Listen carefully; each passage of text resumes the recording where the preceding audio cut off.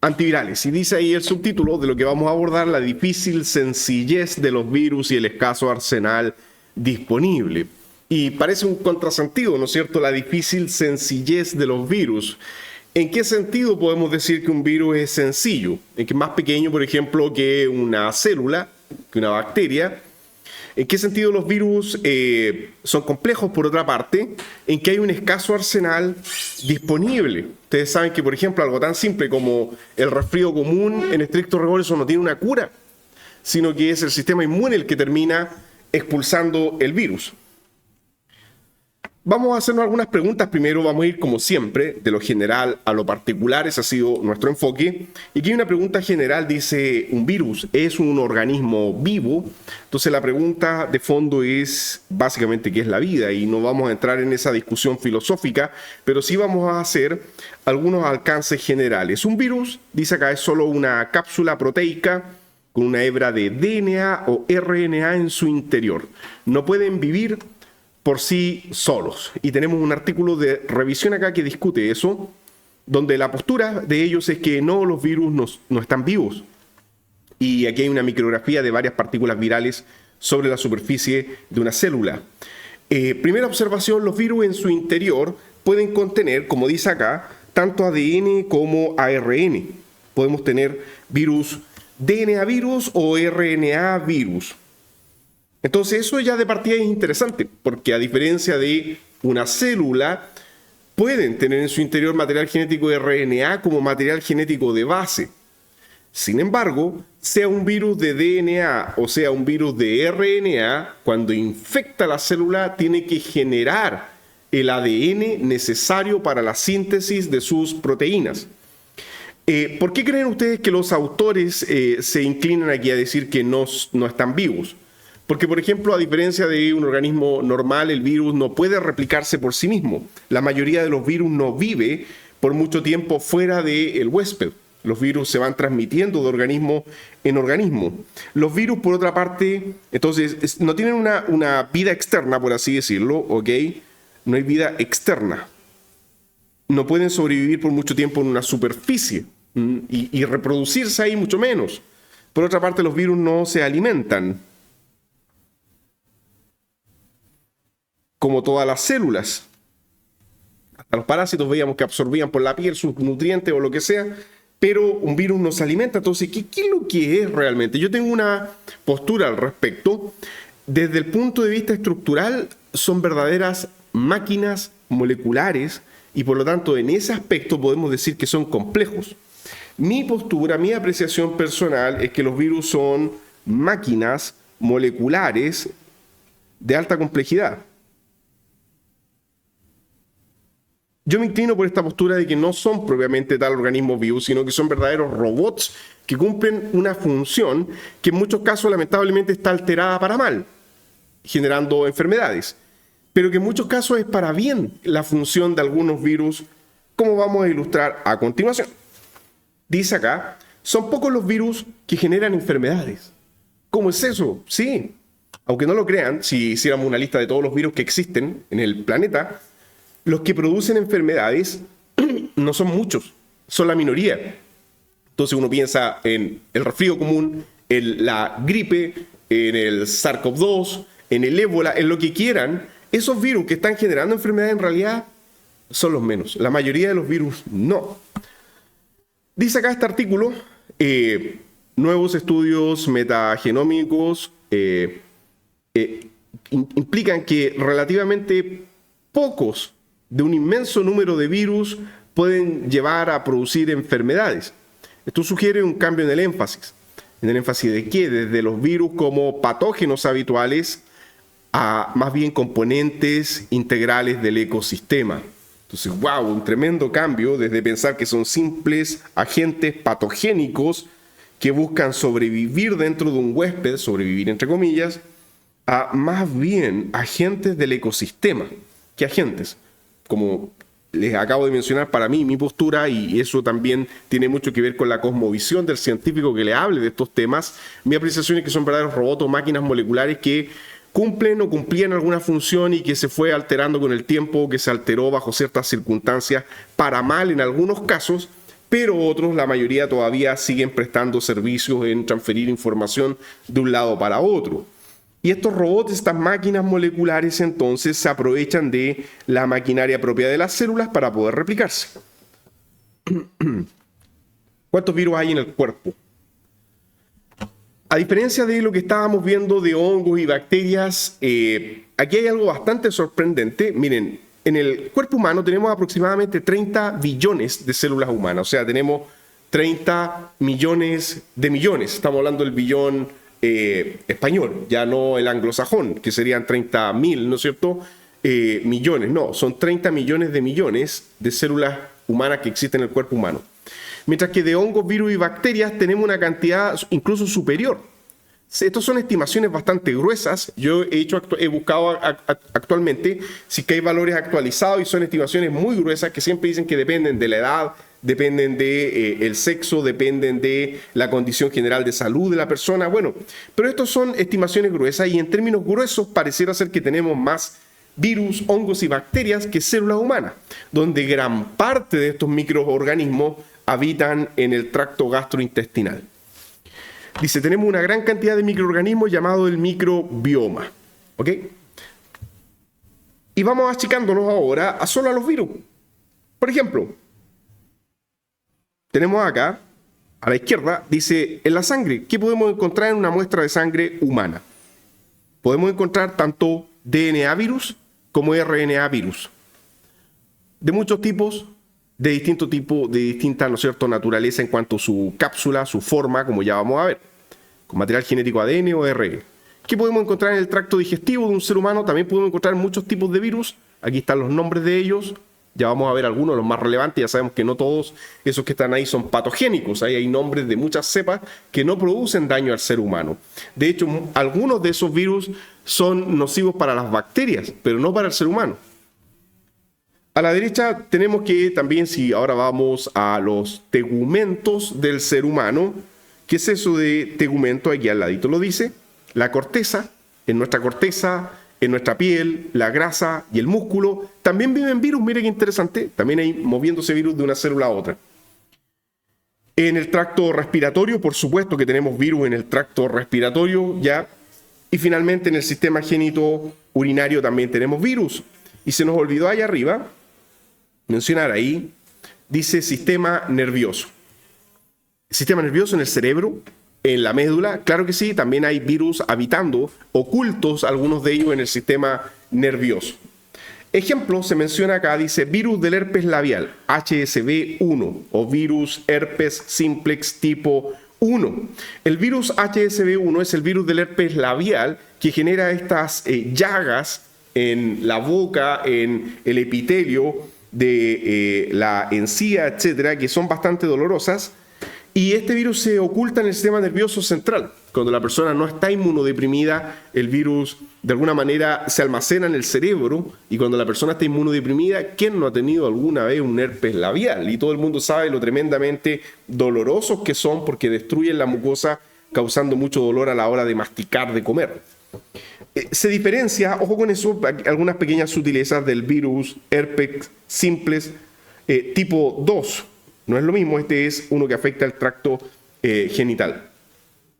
Bueno, la clasificación más sencilla entonces de los virus no va a ser por dónde están ni qué forma tienen, sino que en cuanto a qué material genético tienen, ADN o ARN, adenovirus o ARN virus.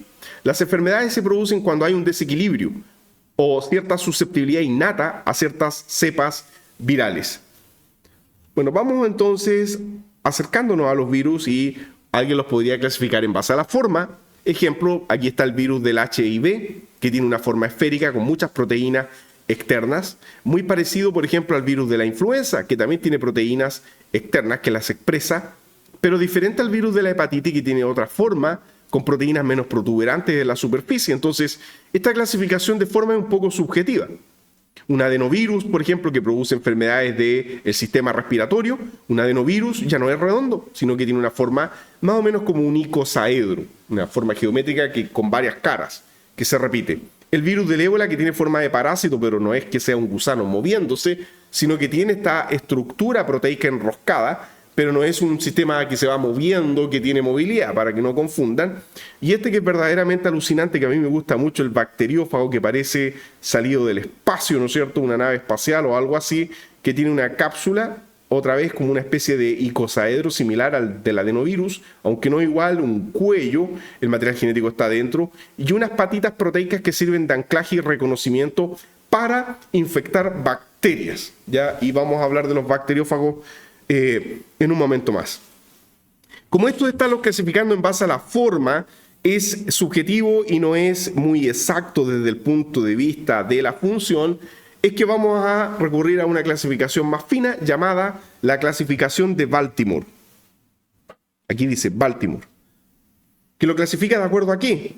Al material genético. O sea, ¿qué tiene adentro el virus? ADN o ARN, y cómo lo produce, y cómo produce luego, el ARN mensajero. El ARN mensajero es la meta final de todo virus, porque todo virus, ¿qué es lo que quiere? Generar proteínas para replicarse. Los virus tienen que replicar toda su maquinaria y para eso se aprovechan de la maquinaria enzimática de una célula. Y acá tenemos la clasificación desde el grupo 1 a el grupo 7, donde el grupo 1, por ejemplo, tiene ADN doble hebra en su material genético y por lo tanto este tipo de virus, ¿qué es lo que hace? Cuando ingresa a la célula, a partir de dicho DNA directamente puede producir o sintetizar desde esta cola, desde esta hebra de material genético, puede sintetizar RN mensajero, y el RN mensajero es leído ¿dónde? En los ribosomas para producir proteínas. Entonces, dependiendo si tenemos ADN doble hebra, ADN monohebra, RNA, incluso miren qué interesante esto, doble hebra, RNA, una hebra, o bien la otra hebra complementaria, o bien podemos tener incluso una hebra híbrida, como se muestra aquí en el último caso. Ahora, yo no voy a entrar en el detalle de cada uno de estos métodos de producción. Algunos de manera directa generan el RNA mensajero, otros de forma indirecta. Entonces, en base a cómo lo generan, cómo lo están produciendo, es que tenemos esta clasificación de Baltimore. Muy bien, y vamos a destacar algunos en particular. Ejemplo. Voy a maximizar acá del grupo 1 que tienen ADN doble hebra. Ejemplo, grupo 1, viruela. Todo el mundo ha escuchado hablar de la viruela. ¿Por qué? Porque es un virus sumamente letal. Letalidad del 30%. O sea, estamos hablando que casi, ¿no es cierto?, una de cada 3 personas infectada moría. Y fue erradicada por la vacunación masiva. Entonces, ¿sirve la vacunación para tratar virus? Claro que sí. ¿Tiene problemas? Podría tenerlos, sin duda alguna. No hay nada que no tenga efecto adverso en el ser humano. Todos somos susceptibles en distinta medida a eso. Pero sirvió para erradicar la viruela. Dice, Estados Unidos y Rusia conservan muestras. ¿De qué? De viruela, en laboratorios de máxima seguridad, con supuestos fines de experimentación científica. Y ahí, bueno, ya sería especulativo decir si realmente para especulación científica o en realidad, ¿no es cierto?, hay otros fines detrás.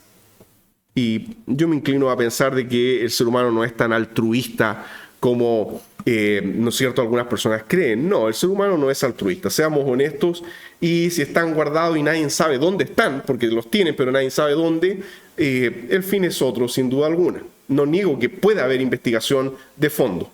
Segundo grupo, algún ejemplo particular, papilomavirus, que puede producir desde simples verrugas en la piel, las verrugas pueden ser producidas por este virus del papiloma, hasta generar cáncer en algunos casos. Entonces hay una relación entre algunos virus y el desarrollo de cáncer. Sí, lo hay. Tercer grupo, rotavirus. Y los rotavirus en términos generales, ¿por qué son tan conocidos? Muy conocidos en infantes, porque alteran la permeabilidad del tracto gastrointestinal, produciendo, ya lo sabemos, colitis en infantes y es súper contagioso. Las personas se deshidratan, experimentan fiebre, dolor abdominal, náuseas, vómitos, entonces, y es muy contagioso, por lo tanto, se debe desinfectar todo cuando hay alguien enfermo de rotavirus en el hogar. Es muy difícil también no contagiarse dentro del hogar, cuando otra persona ya está contagiada. Grupo 4, los que tienen solamente RNAs, como esto significa hebra simple. Entonces aquí muestran cómo la hebra simple entra, se copia la hebra complementaria, a partir de esa se genera el RNA mensajero, eso es lo que se describe en esta imagen. Bueno, todos los coronavirus. Entonces, los coronavirus existían, siempre han existido, ¿ya? ¿Y qué producían? El coronavirus que tuvimos años atrás no era algo nuevo que nunca se había visto. Los coronavirus siempre han existido y han producido enfermedades respiratorias históricamente, que pueden ir desde resfríos comunes a, en algunos casos, insuficiencia respiratoria más severa. Ya voy a hablar al final del SARS-CoV-2, que es un coronavirus especial en algunos aspectos, pero en otros es como cualquier otro coronavirus que siempre ha existido. Del grupo 5, el famoso virus del sarampión. Este es prevenible a través de la vacunación, pero últimamente se ha visto que ha habido algunos brotes en algunas partes. Grupo 6, los virus que traen RNA, como monohebra también, pero que para poder replicar o generar su material genético tienen una enzima que a partir de la monohebra genera una hebra híbrida. Después de esa hebra híbrida se genera el DNA bicatenario, y este DNA bicatenario se integra al DNA celular y es producido recién el RNA mensajero. Entonces hay todo un proceso bien largo y ahí está el famoso virus del VIH. ¿Okay? El virus de la inmunodeficiencia humana adquirida o SIDA, que aún no tiene cura y se busca mantener en los niveles más bajos posibles de carga viral a la persona infectada. Entonces, la retroterapia viral que existe actualmente para esto la vamos a mostrar al final, y lo que hace es bajar la concentración viral, pero no la logra erradicar. Entonces, la terapia es de por vida, con todos los efectos adversos que eso conlleva. Grupo 7, algún virus destacable ahí, los virus de la hepatitis, como el virus de la hepatitis tipo B. No sé qué eran estos del grupo 7, los que tenían una doble hebra de DNA inicial híbrida, y los virus de la hepatitis, algunos, por ejemplo, el virus de la hepatitis tipo B, propiamente tal que se menciona acá, es de contagio por transmisión sexual, puede producir cirrosis fulminante y cáncer hepático, o sea, puede producir daño hepático grave, eventualmente letal. Entonces ahí destaqué varios de algunos grupos para que lo tengan en consideración, y por eso estamos viendo los virus que producen enfermedades. ¿Cómo vamos a combatir todos estos virus? Primera estrategia, 1, la estrategia de la fagoterapia. No me voy a poder detener en todas las enfermedades en detalle, pero sí en las más importantes y relevantes. ¿Cómo es eso de la fagoterapia? Y yo creo que tarde o temprano va a llegar acá a nuestro país, porque ya lo están aplicando en varios países de Europa, del área más oriental, por así decirlo, más que del área occidental. No es muy común todavía esto, por ejemplo, en países como Estados Unidos o Inglaterra. Bueno, aquí dice la fagoterapia o la terapia de fagoterapia como una alternativa para el tratamiento de infecciones humanas. Entonces aquí les dejo la referencia por si quieren después leer el artículo completo.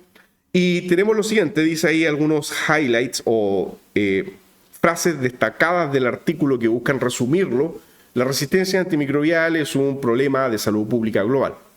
La fagoterapia tiene el potencial de ser una alternativa exitosa para, o como antimicrobiano, una opción antimicrobiana exitosa. La fagoterapia tiene una historia larga, pero hay varios temas, muchos temas a considerar para su implementación, como ya voy a mencionar. La fagoterapia ha mostrado resultados prometedores en varios estudios animales, y no solo animales, sino que ya hay estudios humanos. Dice acá, se necesitan estudios clínicos apropiados para evaluar la efectividad de la fagoterapia. Es que ya hay estudios, pero no tanto en el mundo occidental, por así decirlo. Se ha ensayado la fagoterapia ya para infecciones tan diversas como úlceras venosas de la pierna. Entonces, como tenemos una llaga en una extremidad, una úlcera venosa, como es eso, por ejemplo, en pacientes diabéticos. Ustedes saben que cuál es uno de los problemas de los diabéticos. Lamentablemente las heridas cuesta un mundo que sanen, sobre todo si son en la extremidad y tienen que ir a curaciones y están así mucho tiempo y muchas veces viven con eso. Es muy complicado porque eso se puede infectar, sobreinfectar y ya sabemos en qué puede terminar. ¿Podría servir la fagoterapia para eso? Sí, se ha ensayado para eso. Colitis bacteriana, también, colitis bacterianas graves. Infecciones crónicas del oído en abuelitos. A veces el antibiótico no logra llegar a un lugar poco irrigado como el oído. Entonces podríamos tratar una infección crónica del oído con fagos.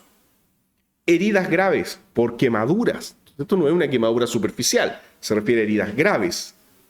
E infecciones sistémicas graves con bacterias multiresistentes. O sea, podemos emplear fagoterapia, por ejemplo, en personas que tengan una infección grave que les está costando la vida, o personas que, por ejemplo, tienen bacterias alojadas en las válvulas cardíacas por una amigdalitis maltratada y que tienen que estar toda la vida tomando antibióticos. Podríamos, de alguna manera, tratar de eliminar esas bacterias con una apropiada fagoterapia. Bueno, dice acá, ¿qué son los bacteriófagos? Son virus, dice, que infectan bacterias. Entonces son virus, pero que infectan bacterias. Son selectivos para bacterias. ¿Son inocuos para el ser humano? Claro que sí. Fueron descubiertos alrededor de ya 100 años atrás y han sido ocupados desde entonces con propósitos terapéuticos, particularmente en países de la órbita de la ex Unión Soviética. Dice, su uso en los países occidentales fue abandonado después del descubrimiento y amplio uso de la penicilina. Tal vez eso fue lo que frenó el uso de la fagoterapia. Pero ahora, debido al incremento de la resistencia, se está volviendo a emplear. Y aquí lo tenemos. Aquí hay una microscopía maravillosa de cómo es un fago, un bacteriófago. Este es uno de los tipos, no es el único. Estos que tienen forma así como de nave espacial, ¿okay? Llegan a la superficie de la célula y estas proteínas de estas patitas que tiene acá sirven para el anclaje de la bacteria, porque se anclan a proteínas de superficie de la bacteria, hacen como un switch y inyectan luego el material genético al interior. Entonces aquí podemos ver cómo se comienza a vaciar de alguna manera. Aquí este ya está vaciando su material genético, este todavía no lo está vaciando, este otro ya está vacío, o sea, está cápside. Esa cápside ya se pierde, ese fago ya no tiene material genético. Entonces lo interesante es que tienen reconocimiento, anclaje y como una verdadera máquina, como un verdadero robot, inyectan su material genético. Entonces hay un proceso de absorción, inyección del material genético. ¿Y qué ocurre con el material genético dentro de la bacteria? Ocupa las enzimas de la bacteria para replicar el material genético. Dicho material genético sintetiza las proteínas necesarias para formar la estructura viral y sintetiza enzimas que ensamblan el virus. Eso es lo más maravilloso ya y lo complejo del tema, que se van creando. O sea, el material genético tiene toda la información para crear incluso enzimas que ensamblan el virus, que luego lo adhieren a la membrana y sale expulsado hacia afuera, causando la lisis. La bacteria finalmente es lisada. Entonces la muerte de la bacteria es por lisis. No son bacteriostáticos, son bactericidas. Entonces el efecto neto de esto como terapia es un efecto bactericida. Aquí hay otra microscopía a la derecha simplemente para que vean la superficie de esto. Aquí se ven todas estas patitas que tiene en la cabeza, el cuello por donde inyecta el material genético. Entonces es una obra arquitectónica maravillosa, esto con, ¿no es cierto?, la estructura ordenada y cómo esto se inyecta. Cada cosa cumple su función para infectar una bacteria. Dice, fagoterapia en pediatría. Una alternativa para tratar infecciones difíciles. ¿Por qué sería muy bueno, particularmente en pediatría? 1. Los bacteriófagos no infectan células humanas, o sea, son de muy baja toxicidad. Los bacteriófagos se han ensayado en ensayos controlados. Solo ha habido un caso de anafilaxia. ¿Qué significa eso? Una reacción alérgica severa al fago. ¿Por qué? Porque los bacteriófagos obviamente no son por vía oral. Yo no me consumo una pastilla de bacteriófago, sino que tienen que ser inyectados en la sangre y algunas personas, un caso dice ahí, desarrolló una reacción alérgica contra las proteínas del fago. O sea, lo que podemos tener es eso. O sea, el único efecto adverso sería que tuviésemos la mala suerte de tener una respuesta autoinmune severa a las proteínas del fago. Dice, salvo algunas inflamaciones propias de la lisis de bacterias. ¿Qué pasa cuando las bacterias se revientan? Se liberan todas sus sustancias químicas, se liberan lipopolisacáridos, como dice acá, y eso también nos puede producir inflamación. O sea, el efecto adverso menor a pagar por tener la sanidad completa contra una infección resistente. Segunda ventaja, mínima perturbación del microbioma. ¿Qué es el microbioma? Son todos nuestros bacterios positivos que tenemos en el tracto gastrointestinal, por ejemplo. No queremos matar bacterias, entre comillas, buenas, queremos matar las patogénicas. Bueno, lo que ocurre es que los fagos son selectivos, altamente selectivos por un tipo de bacteria. Entonces nosotros inyectamos el fago que sea selectivo por ejemplo, el estafilococo que está causando la infección, ¿se entiende? Y no que mate toda la flora intestinal como si lo hace un antibiótico por vía oral. Un antibiótico por vía oral mata toda la flora intestinal.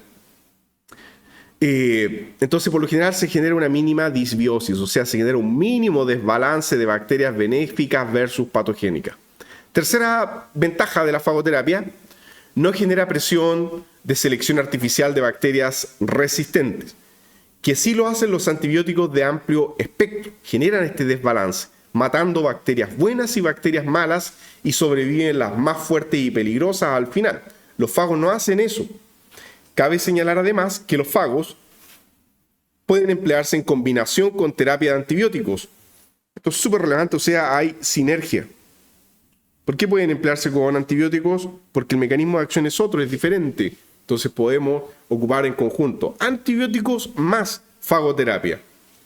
Lo otro que se ha visto es que, a diferencia de algunos antibióticos, los fagos tienen muy buena penetración a través de los biofilm bacterianos.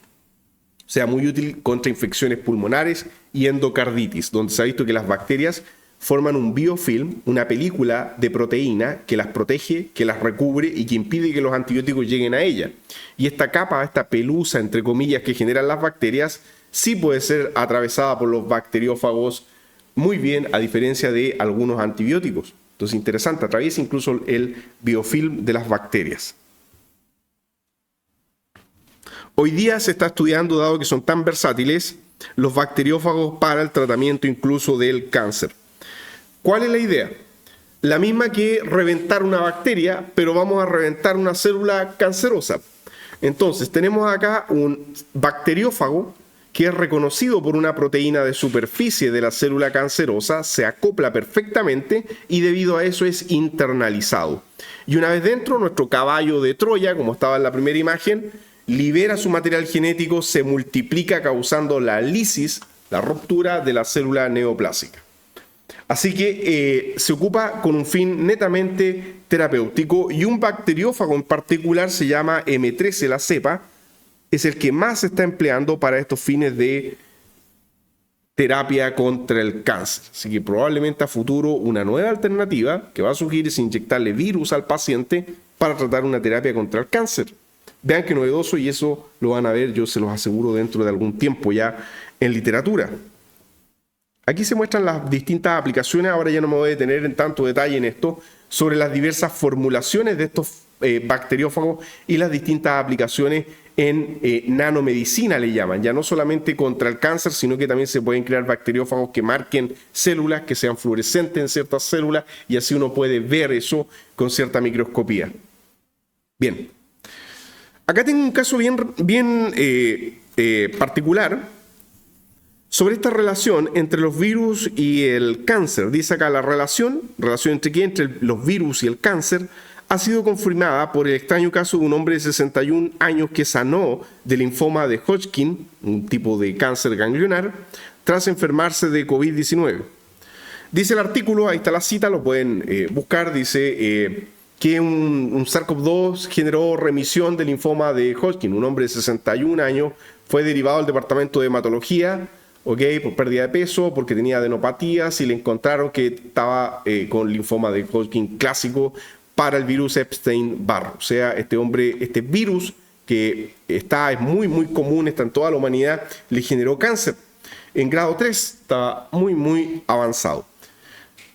Para colmo, aparte de tener cáncer, al poco tiempo dice acá que lo diagnosticaron con SARS-CoV-2, o sea, con el famoso COVID.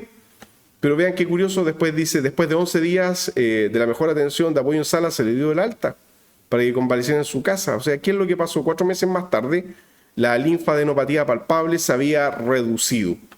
La hipótesis, lo que postulan los autores en el paper, es que el SARS-CoV-2 desencadenó una respuesta inmunitaria antitumoral, como se ha descrito con otras infecciones en el contexto del linfoma de Hodgkin. O sea, que el virus generó una respuesta autoinmune brutal, y que más encima fue específica y destruyó las células del linfoma. Esa es una hipótesis. La otra hipótesis también que hay es que el mismo virus pudo haber entrado en las células neoplásicas y causar daño. Entonces aquí tenemos el paciente que estaba lleno ya de linfomas, muy mal, y después ya desapareció casi todo. Interesante, ¿eh? Acá dice: el virus de Epstein-Barr, también conocido como herpes humano 4, es un miembro de los virus del herpes. Es uno de los virus más comunes del ser humano, así que esto no es un virus desconocido, una enfermedad rara. El virus Epstein-Barr se encuentra en todo el mundo. La mayoría de las personas se ha infectado con Epstein-Barr en algún momento de su vida.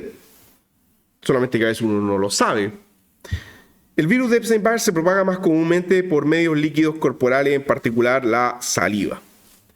Una de las cosas que me llama la atención a mí, después de todo lo que pasó con el tema del SARS-CoV-2, es que lo difícil que es que se forme un hábito nuevo. O sea, mucha gente se enfermó, mucha gente estaba de acuerdo con el uso de mascarillas, pero culturalmente no hubo un cambio. O sea, mucha gente hoy día cuando se enferma no usa mascarilla, siendo que estuvimos tanto tiempo sanos y no sanos usando mascarilla.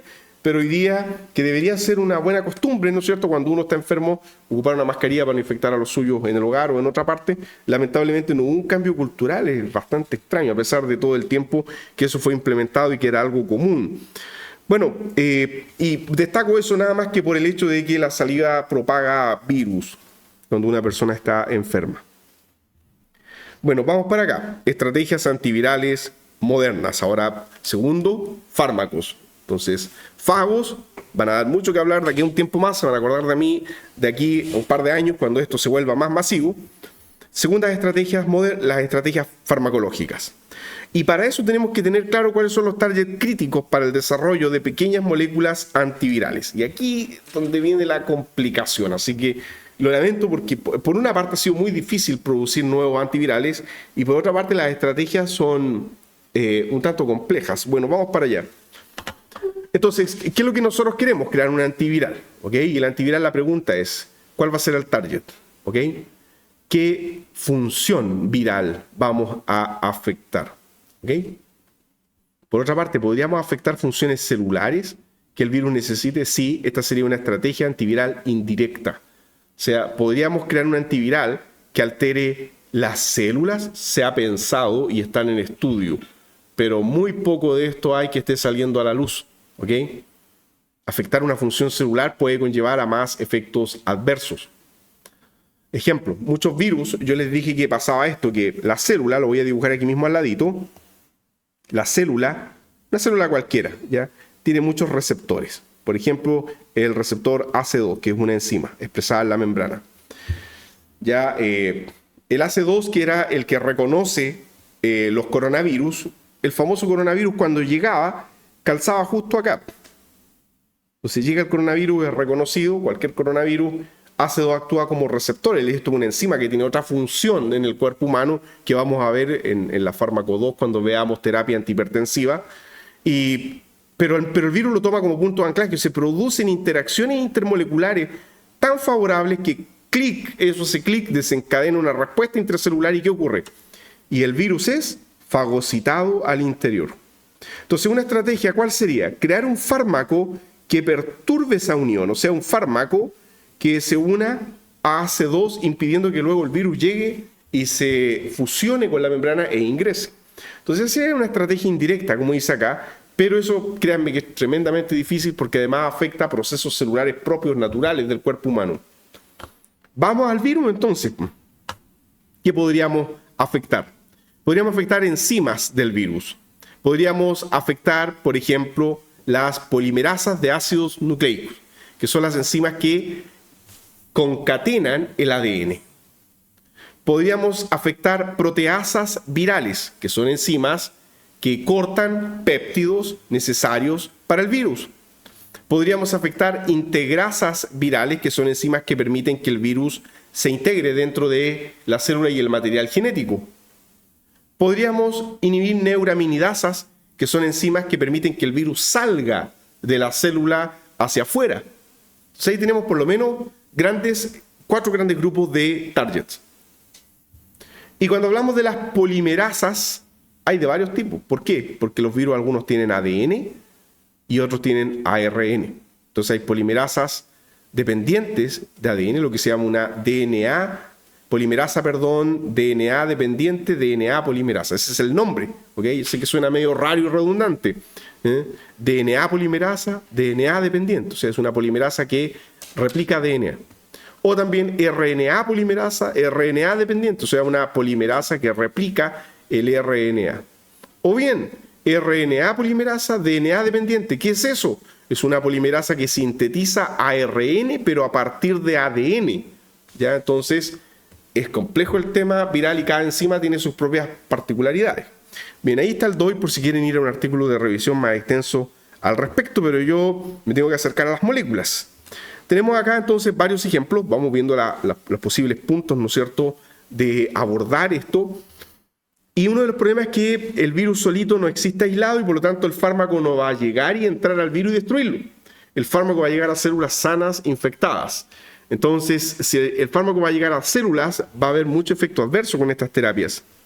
Miren, acá se muestra, dice la sigla HIV, virus de la inmunodeficiencia humana, HSV, virus del herpes, RSV, virus respiratorio sincicial, común en infantes, en niños, virus de la hepatitis tipo B, el de transmisión sexual, virus de la hepatitis tipo C, que también es de transmisión sexual y por uso de agujas contaminadas, o sea, en personas drogadictas principalmente. Y aquí falta el virus, acá está el virus de la hepatitis tipo A, que es el por consumir alimentos contaminados con agua servida y cosas así. Y aunque puede, dice, transmitirse por vía sexual, por lo general se contagia por la ingesta de alimentos contaminados con aguas residuales, así que el de la hepatitis tipo A es diferente, no tiene mucho que ver con el virus tipo B y tipo C, que son de transmisión sexual. Bueno, aquí dice, principales sitios de interacción de las drogas antivirales.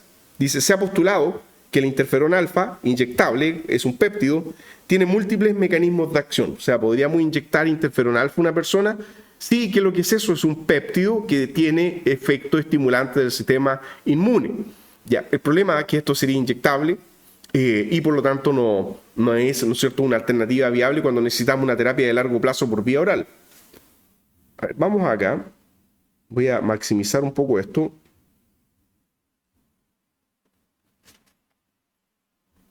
Entonces acá tenemos, dice, virus se adosa e ingresa. Muy común en virus lipídicos que llegan, son reconocidos por algún receptor que detecta las proteínas de membrana y el virus es fusionado y ¡pum!, ingresa todo su contenido, su caballo de Troya, hacia el interior. ¿Por qué puede ser bloqueado? Depende del tipo de patología que estemos experimentando. Acá están los nombres de los fármacos. Ya dice, por ejemplo, enfuvirtide para el caso del HIV, doconazol para el caso de la hepatitis viral, etc. ¿Ya? Entonces podemos impedir el ingreso del virus. Pero ninguno de estos procesos es 100% y efectivamente bloqueado. Ese es el problema. Bueno, supongamos que el virus ya entró. El virus ya entró y se libera lo que tiene adentro. Y adentro el virus tiene como una caja o cápside viral. Y esa caja se tiene que ahora ir desarmando para que el material genético quede expuesto. Bueno, podemos bloquear eso con amantadina o rimantadina, que son fármacos empleados para el tratamiento de la influenza, pero esto es cuando está empezando idealmente. Siempre los antivirales tienen que ir al principio de la infección. Cuando ya el proceso está avanzado se vuelven muy ineficaces. Es ahí otro problema. Bueno, el material genético fue liberado y va a ser multiplicado. Lo podemos bloquear por fármacos que impidan la proliferación del material genético, o sea, que bloqueen los ácidos nucleicos, que bloqueen la polimerización del ácido nucleico. Y ahí tenemos los agentes retrovirales para el HIV, que vamos a ver luego. Pueden ser de tipo nucleosídico o no nucleosídico incluso. Bueno, acá después dice integración, ¿ok? Bloqueado por agentes para el HIV, inhibidores de la integración. Después dice síntesis viral, bloqueado inhibidores de proteasa. Y finalmente la salida, o sea, impedir que el virus salga, bloqueado por inhibidores de neuraminidasa, que es otro tipo de enzima.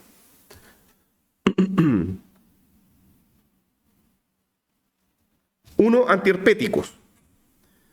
El herpes viral, como tenemos ahí en la imagen, el herpes viral de la mucosa bucal es el virus herpes tipo 1, herpes simplex tipo 1. El virus herpético genital, que se contagia por transmisión sexual, es el virus del herpes tipo 2, ¿okay?, que es tremendamente doloroso. Imagínense que ya en la boca eso es tremendamente doloroso. Imagínense en la zona genital lo tremendamente doloroso que eso debe ser. Bueno, el herpes dice cursa con la aparición de aftas muy dolorosas y de fácil transmisión. A las personas con herpes no se les puede, no puede haber contacto físico con la mucosa bucal porque se transmite. Y a nivel genital el problema es similar, obviamente, y un sistema inmune deprimido es un factor de riesgo. El virus se oculta en el sistema nervioso. Relacionado con estos virus, con el virus herpes, tenemos también el virus varicela zoster, que es otro tipo de herpes, por así decirlo. O sea, un herpes es un virus que rompe la mucosa y genera una erupción. Bueno, también el virus varicela hace lo mismo, pero no en la boca, sino en el cuerpo. Y aquí tenemos una persona que está expresando sarpullido en toda la espalda, que es lo mismo que ocurre en la mucosa del epitelio bucal, pero ahora a nivel corporal. Y son virus que causan mucho dolor, tanto así que las personas no pueden cubrirse ni con una sábana, porque dicen que hasta el roce con una sábana puede ser doloroso. Estos tres virus, dice, están relacionados. La varicela es más común en niños y gente joven. Entonces, ¿qué vamos a hacer? ¿Cómo podemos combatirlos? Con aciclovir y sus derivados. Y para eso vamos a tener que recordar en detalle la estructura del material genético ADN. Bueno, el ADN se compone de la siguiente estructura. Base nitrogenada conectada a... Pregunta, ¿qué es esto? ¿Ribosa o 2-desoxirribosa? Bueno, ¿cuál es el punto 1? El punto 1 acá es este. Entonces este se numera así, 1', 2', 3', 4' y 5'. Entonces 2-desoxirribosa, el carbohidrato que da origen al material genético, ADN. Entonces, vean la estructura. Vamos a tener un fragmento azúcar, una base nitrogenada y un grupo fosfato, ¿okay? Posición 5, que a su vez está conectado con el otro por la posición 3'. Entonces, ese patrón estructural no lo pueden olvidar. ¿Qué patrón? Un azúcar, una base nitrogenada y un fosfato. Entonces, ese patrón traten de retenerlo porque es relevante. Y acá tenemos, por ejemplo, ¿cuáles son las bases nitrogenadas? Ahí están las bases nitrogenadas del ADN. Adenina, timina, guanina, citosina. ¿Qué tienen en común? Que son heterociclos nitrogenados. La adenina y la guanina tienen en común que ambas son purinas. Entonces podemos tener a futuro un antiviral de tipo purina. Y la timina y citosina tienen en común en que ambas son pirimidinas o derivados de pirimidina. Entonces podemos tener el núcleo purina y el núcleo pirimidina. Y en el caso del núcleo, purina, tenemos que la numeración de esto, ¿no es cierto?, sería, qué sé yo, posición 1, 2, 3, 4, 5, 6, 7. Acá tenemos posición 1 y seguimos para el otro lado, 2, 3, 4, 5 y 6. ¿Ya? Entonces, a través de la posición 1 es que están unidos acá donde dice base. ¿Ya? Y entre ellas las bases nitrogenadas, cuando hay una doble hebra, establecen puentes de hidrógeno. Ejemplo, adenina con timina hacen un doble puente de hidrógeno en la hebra de ADN, mientras que guanina con citosina hacen un triple puente de hidrógeno en el ADN. Y acá está la estructura de los nucleótidos. El esquema general, eso lo han visto yo creo hasta en bioquímica, pero aquí es necesario recordar el carbohidrato, el azúcar, la base nitrogenada conectada por la posición 1 y el grupo fosfato conectado por la posición 5. Entonces, 1', 2', 3', 4' y 5' que va a tener el fosfato por ahí arriba. Y la base puede ser púrica o puede ser pirimidínica. Ya vamos reteniendo ese fragmento en la mente. Ya aquí viene la parte compleja desde el punto de vista estructural. Y aquí están los 4 nucleótidos. Entonces tenemos ahí, dice, recuerda la estructura de los 4 nucleótidos. En este ejemplo en particular se muestran los nucleótidos como monofosfatos.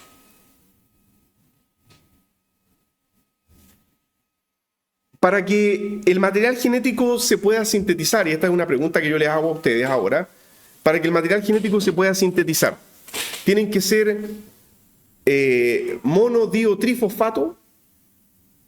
Cuando la enzima va conectando estos nucleótidos, uno conectado al otro, vamos a la imagen anterior, ahí está, cuando se forma la cadena, para que la enzima pueda ir creando este tipo de enlace llamado el enlace fosfodiéster, ¿qué se requiere? Que sean trifosfatos. Y en el proceso se pierden 2 fosfatos y uno de ellos permite la conexión. Entonces tienen que ser trifosfatos. Eso también es relevante para la actividad antiviral que vamos a ver.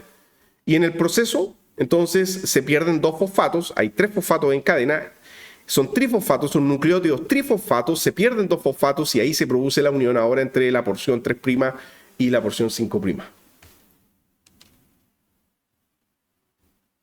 Usted dirá, pero profesor, ¿y todo ese fastidio es necesario para ver el antiviral? Lo lamento, sí, porque tengo que explicar el mecanismo de acción, ¿ya? Y ahí parte de la complejidad de esta temática. Entonces, este es un nucleótido de 2-desoxirribosa. ¿De qué tipo? Pirimidínico monofosfato. Citosina. Uracilo ahora. Uracilo, una ribosa, dice R, ribosa, monofosfato. Uracilo, ¿dónde está el uracilo? El uracilo solo está en el RNA o ARN. Timina, desoxirribosa. Timina, desoxirribosa, monofosfato. Solo en el ADN. Los con R, ribosa, la ribosa solo es del RNA. Mientras que los otros, sin el hidroxilo en la posición 2, son del ADN. Bueno, ¿por qué destaco esto? Porque para que se forme la cadena es importantísimo que sea de ADN o sea de ARN, entonces todos los otros son de ADN, para que sea de ADN o de ARN es importantísimo que exista un hidroxilo en posición 3'.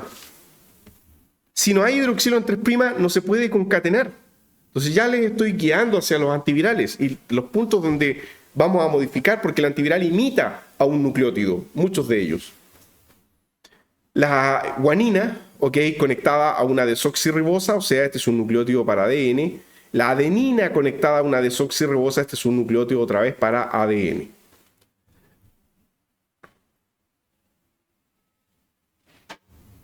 ¿Y qué hace entonces el antiviral? Aquí hay varios antivirales utilizados para el tratamiento del herpes, para el tratamiento ya sea del herpes bucal, del herpes genital o del herpes zóster corporal. 1. Aciclovir. Pregunta, ¿base púrica o pirimidínica? Base púrica, es una purina. Segunda pregunta, ¿dónde está el carbohidrato? No está. ¿Pero qué es lo que hay técnicamente? Observen, si ustedes imaginariamente hicieran esto, ¿qué tendrían ahí? El carbohidrato. Entonces, ahí empieza a aparecer. Tercero, ¿está el grupo fosfato? No. Pero está el hidroxilo libre. ¿Ok? Entonces, ¿se parece a un nucleótido? Sí, pero no va a tener el efecto directo de un nucleótido. ¿Cómo es eso? Entonces va a actuar de manera indirecta, es un profármaco, ¿ya? Entonces estos derivados son profármacos. Segundo, te voy a explicar cómo bloquean el proceso de replicación viral dentro de la célula. O sea, están replicando un proceso dentro de la misma célula. Famciclovir, base, una base púrica, una purina. ¿Ok? Una purina. ¿Dónde está el carbohidrato? No hay un carbohidrato directamente. ¿Cómo entonces? Bueno, no hay un carbohidrato directamente, pero nótese lo siguiente. Esto se va a hidrolizar en algún momento. Vamos a tener acá que alguno de ellos se hidroliza. Por ejemplo, si usted hidroliza acá a la derecha. Si usted hidroliza ahí, ¿qué se va a generar? Un alcohol. Ya estamos todos de acuerdo. Ahora numere en el caso anterior de la aciclovir. En el caso de la aciclovir teníamos el nitrógeno ahí, posición 1, por el oxígeno 2, 3, 4 y el alcohol. Entonces acá tendríamos 1, 2, 3, 4 y el alcohol. Entonces también está ese patrón de distancia hacia un alcohol que se va a generar por hidrólisis. ¿Por qué darnos la molestia, profesor, de hacer este doble éster? ¿Qué pasa con los ésteres? Son más lipofílicos, o sea, tenemos la chance de hacer una molécula de mayor tiempo de vida media, una molécula con mayor tiempo de vida media, una molécula con mayor volumen de distribución y una molécula que va a ser más lipofílica y por lo tanto más afín, por ejemplo, para el uso de ungüentos. Entonces, muchas veces tiene que ver con qué es lo que yo quiero hacer, cuál es la formulación, el tiempo de vida media. ¿Y es tan relevante eso? Sí, por ejemplo, el aciclovir es un fastidio. El aciclovir se consume cada 4 horas. Entonces, si uno quiere crear algo de tiempo de vida media mayor, mejor, para que el paciente no tenga que estar consumiendo cada 4 horas y que por lo general no lo hace y la terapia pierde efectividad. penciclovir. Pues, otra vez, no vemos el carbohidrato. Recuerden, estaba oculto, ya lo expliqué con el aciclovir. Entonces 1, 2, 3, 4. Penciclovir se parece al anterior. Bueno, no es exactamente igual, pero ¿qué tiene de similar con respecto al anterior? El anterior es el diéster.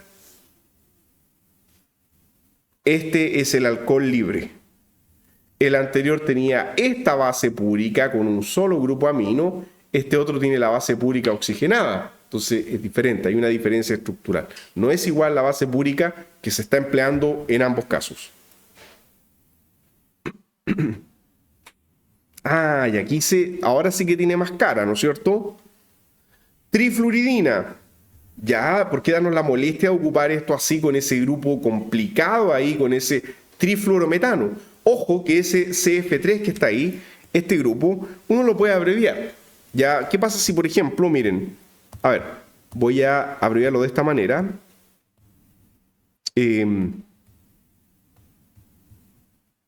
Lo voy a borrar momentáneamente, ya para que la prueba no se confundan, porque ¿qué pasa si está así? ¿A qué se va a parecer si es que lo dibujamos de esta forma? CF3. Entonces traten de más o menos ver la molécula, el nitrógeno está conectado. ¿Y qué tenemos después? El nitrógeno, bueno, tenemos, ¿no es cierto?, la porción urea, el último carbonilo y un trifluorometil. ¿Ok? Un trifluorometil. Pero un trifluorometil no es cualquier cosa, ¿ya? Un trifluorometil es distinto a un metil. Es más refractario al metabolismo. El flúor siempre ofrece resistencia metabólica. Bueno, entonces si comparamos esto, miren, si nos devolvemos un segundo para acá, ¿a cuál de todo esto se parece? ¿A cuál base nitrogenada se parece? Ya, muy bien, arriba la timina, perfecto. Véanlo, ahí está. Entonces tenemos 1, 2, 3, la urea, el carbonilo y luego el metil. Entonces ustedes dirán, entonces lo mismo, no es igual, porque el otro tiene 3 flúors en vez de 3 hidrógenos. ¿En qué se traduce eso? En que por tener flúor va a bloquear la síntesis de ADN. Cuando tiene metil, sí puede formar ARN, perdón, pero cuando tiene flúor no puede formar ARN. ¿Ok? Entonces, una sutil diferencia que lo cambia todo. ¿Por qué? Porque metabólicamente no va a funcionar. Enzimáticamente la enzima no lo va a procesar igual porque esos 3 flúor le otorgan propiedades estéricas diferentes y electrónicas diferentes a esa base nitrogenada alterada que no es timina. Se hace pasar por timina. Ese es el punto. Pero no es timina, ¿ya? Para que lo tengan en consideración. Entonces esta es una falsa timina. Es un efecto, en todos estos casos es un efecto de falso metabolito. Falso o antimetabolito. Entonces ustedes dicen, ok, la enzima lo va a tomar y la enzima va a quedar inhibida con ese fragmento. Porque un trifluorometano es distinto a una timina. Lo toma, compite con la verdadera timina por la síntesis de material genético. ¿Y qué es lo que es esto? Un carbohidrato de tipo 2-desoxirribosa. 1, 2, 3, 1', 2', 3', 4', 5'. El fosfato no está. No importa. ¿Qué creen ustedes que pasa con el tema del fosfato? Dentro de la célula, ¿qué creen que ocurre en la posición 5' con estos antivirales? ¿Qué harán las enzimas en este punto en particular? Porque nótese que hasta el momento, en estos 3 que hemos estado viendo, el hidroxilo está, ¿ya? Entonces voy a marcar acá, en color celeste, ahí está el hidroxilo. En el anterior estaba, ahí está 2 veces incluso. Acá también está, pero enmascarado porque es profármaco, esto se hidroliza y queda el hidroxilo. En el aciclovir también está. Las enzimas propias del metabolismo van a pegar los fosfatos. Entonces son profármacos en ese sentido también, en que todavía no están trifosfatos. Se van a trifosfatar, tanto por enzimas virales como enzimas humanas. Ya, y aquí voy un poco más rápido. El mismo análisis, háganlo ustedes con la parte de abajo. Solamente decir que, por ejemplo, en este derivado que está acá, en el ganciclovir, ya que se ve media rara la cadena, no es que sea raro, es muy parecido al famciclovir o al penciclovir, solo que acá la cadena estaba estirada. Acá está escrito de esta manera como para mostrar que ahí falta el pedacito. Falta este pedacito, ¿no es cierto? ¿Ok? Entonces ahí tiene cara de carbohidrato. Y ahí el valaciclovir, ¿ok? Ese ya no tiene OH, ¿cómo va a ser fosfatado? No, sí, también va a ser fosfatado, pero mire, permítame maximizar. Son estas pequeñas cosas donde se les pide razonar un poco en la prueba. Esto que está acá, ¿qué le va a pasar? Bueno, de partida, este fragmento, ¿por qué se llama bala? No tiene nada que ver con cuestiones bélicas, ya, sino que algo molecular. Esto de valaciclovir es porque este aminoácido es una... Muy bien, tenemos una valina oculta dentro de la estructura. ¿Y qué va a pasar metabólicamente ahí en el éster? Se va a romper el éster y vamos a tener, por lo tanto, que se va a generar... ¿Cuál de los que están arriba? No sé si es exactamente igual a los que están arriba, si es igual a 1. Cuando el valaciclovir se rompa, justo ahí, cuando se corte esto, perdona, ¿cuál se va a aparecer de los que están arriba? Se va a ver igual, de hecho. Muy bien, entonces, vamos para allá. O sea, es como profármaco del profármaco, por así decirlo, ¿ya?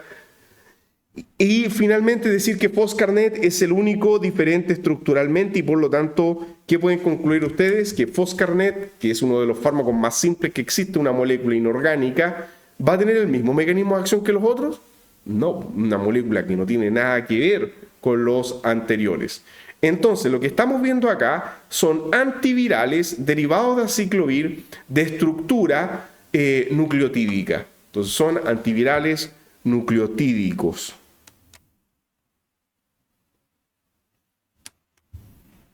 Y aquí tenemos entonces el mecanismo de acción. Por acá.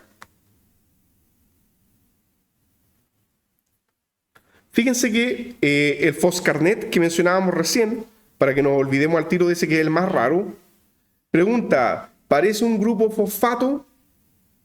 Claro que sí, es muy parecido. Entonces, miren acá. Dice que este proceso de pasar del nucleótido difosfato, ¿el difosfato de quién? Del antiviral. La molécula antiviral, del material genético, la base nitrogenada difosfato necesita pasar a trifosfato, yo les dije, para que se sintetice el ADN. Bueno, este proceso de difosfato a trifosfato es el que es bloqueado por el Foscarnet. Ya, sí, que se forma el nucleótido trifosfato, el nucleótido trifosfato se incorpora en el ADN y por lo tanto se termina de fabricar la cadena del virus. ¿Okay? Pero el Foscarnet bloquea esto y de esa manera se inhibe la polimerasa viral de ADN. Ya, vamos acá arriba. Entonces, aciclovir, ¿qué es lo que hace? Vamos por acá. Miren. Un nucleócido, pregunta, ¿qué es un nucleócido respecto a un nucleótido? El nucleócido, decimos nucleócido cuando está sin fosfatar. Decimos nucleótido cuando ya se le incorpora un grupo fosfato. ¿Okay? Es una distinción sutil de término. Nucleócido sin el fosfato, nucleótido cuando ya tiene al menos un fosfato. Entonces tenemos lo siguiente. El nucleócido es el ladrillo estructural para dar origen al ADN. Los miles de nucleócidos que va a ocupar la enzima para sintetizar ADN viral. Entonces el virus ya entró, el virus quiere sintetizar su material genético, la célula entonces comienza a sintetizar el ADN del virus. ¿Qué es lo que ocurre? El nucleócido necesita ser primero monofosfatado, dice acá. ¿Okay? Y se mencionan algunas enzimas. Dice lo siguiente, este proceso de pasar del nucleócido sin fosfatar, al monofosfato, es bloqueado por el aciclovir, el penciclovir y el ganciclovir que estaban en la imagen anterior. Entonces impedimos de que el nucleócido adquiera un fosfato en la estructura. ¿Cuál nucleócido? El verdadero nucleócido que está dentro de la célula, porque estos compiten por la enzima. Entonces se produce una inhibición competitiva. Aquí está la estructura. Entonces, la enzima, en vez de fosfatar nucleócidos para sintetizar ADN viral, ¿Qué es lo que va a ocurrir? Fosfata al antiviral. El antiviral va a competir por este proceso y va a inhibir. Bueno, supongamos que el nucleósido logró pasar la primera etapa y ahora es monofosfato. ¿Qué va a pasar acá? El monofosfato tiene que pasar a difosfato. Tiene que pegársele un fosfato más. Bueno, este otro proceso que es llevado a cabo por enzimas quinasa. Una quinasa es una enzima que añade fosfato a la estructura. Ese proceso es bloqueado por trifluoridina sidofovir, que estaban también en la diapositiva anterior. Esta es otra quinasa. Esta es una quinasa humana. La de arriba es la quinasa viral. Pero todo esto está ocurriendo dentro de la célula humana. ¿Okay? Una célula humana infectada. Entonces, hay enzimas virales llevando a cabo el primer proceso. Y enzimas humanas, el virus está aprovechando de enzimas humanas que llevan a cabo el segundo proceso. Eso entonces es bloqueado por trifluoridina y bloqueado por sidofovir.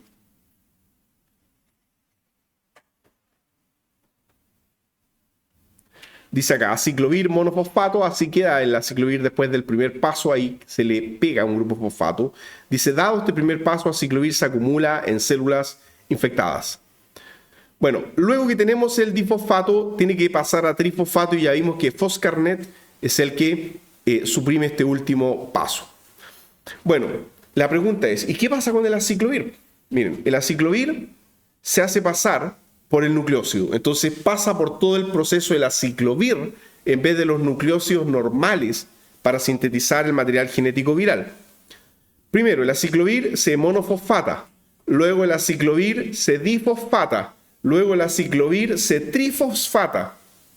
¿Qué va a pasar entonces con este aciclovir trifosfato al final del proceso? Al final del proceso, este aciclovir trifosfato es tomado por las enzimas virales y es incorporado al ADN viral en formación. Vamos para allá. Miren, ahí está el aciclovir. Acá al lado está la guanosina, para que veamos la similitud estructural. Ya, el aciclovir entra a la célula infectada. El virus entró primero, ¿no es cierto? Y el virus empieza a multiplicarse dentro, ocupar sus enzimas y las enzimas de la célula.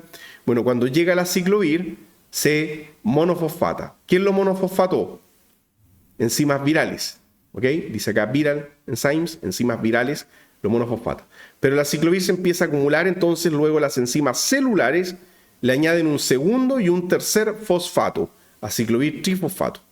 Entonces, este aciclovir trifosfato parece ser un nucleótido normal, se parece a la guanosina trifosfato, que es este que está acá, pero no lo es parecido. Bueno, la célula no discrimina, entonces el aciclovir se añade a la hebra en crecimiento en vez de ser añadido la guanosina trifosfato. Entonces, si el aciclovir se une al ADN viral en formación, este aciclovir es un falso nucleótido y va a trabar el crecimiento de la doble hebra en formación. Eso lo tengo también en la otra imagen, acá. Entonces, aciclovir primero se monofosfata por una enzima viral. Luego se difosfata y se trifosfata por quinasas humanas. Este falso nucleótido es tomado por la DNA polimerasa viral, que lo confunde con GTP, con guanosina trifosfato, y por lo tanto lo incorpora en el ADN viral en formación. Pero ¿cuál es el problema? Que no es GTP, entonces va a generar un bloqueo estructural.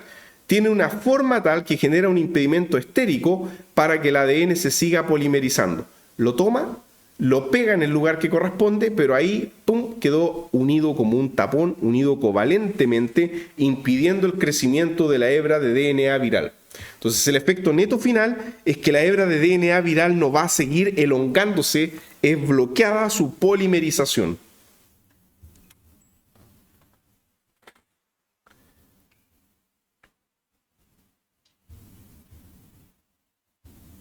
Ya, y para cerrar esta parte ya de los antivirales contra herpes tipo 1, tipo 2 y zóster, aciclovir se vende en farmacia en forma de crema y en forma de comprimidos. Un consejo: primero, no olvidar que es cada 4 horas. Contra antes la persona infectada lo consuma mejor. Muchas veces las personas esperan a que el herpes les duela para ir por la terapia respectiva. No, contra antes la persona infectada por el herpes comience con el aciclovir tanto en crema como en comprimidos mejor. Hay que atacarlo por las dos vías. En el epitelio dañado en crema y tomándolo cada 4 horas. Dice acá, herpes zóster 800 miligramos cada 4 horas, hasta por 10 días.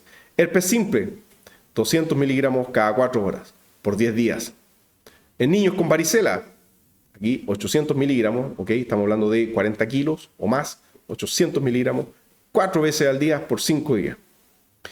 Estas terapias alternativas, ya que yo siempre reviso si es que hay alternativas a los tratamientos y de repente aparecen cosas como frótese un ajo en donde está la llaga, no está demostrado que sirva y por el contrario yo creo que eso va a causar un dolor enorme en el epitelio dañado porque el ajo ya en sí es picante y puede causar dolor per se. Imagínense aplicarse un ajo crudo ahí en el epitelio dañado, peor aún aplicarse aquí u otra cosa, ¿ya? Así que no hay estudios que demuestren la efectividad. Sí que los alimentos y los compuestos naturales tienen moléculas que pueden servir, claro que sí, pero hasta donde sabemos no hay algún antiviral que se haya detectado y reconocido que pueda tener el efecto de frenar el herpes.